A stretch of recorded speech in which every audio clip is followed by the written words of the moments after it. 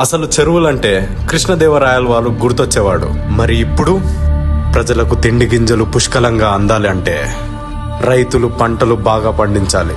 అదే పంటలు బాగా పండాలంటే చెరువులు బాగుండాలి.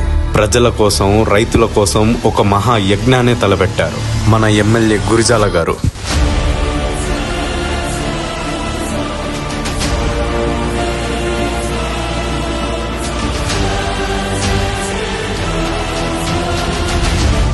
ఇప్పటికే కట్టమంచి చెరువులో పూడిక తొలగించే పనులు దాదాపు పూర్తి చేశారు.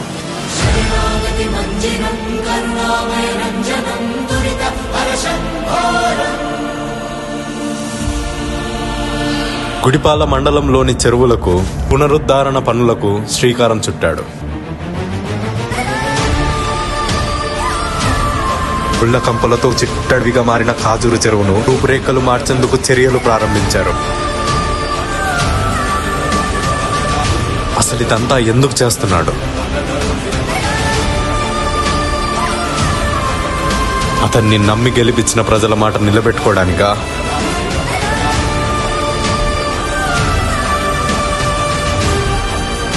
లేదా నా ప్రజలకు నేను అండగా ఉన్నాను అని తెలియజేయడానికా?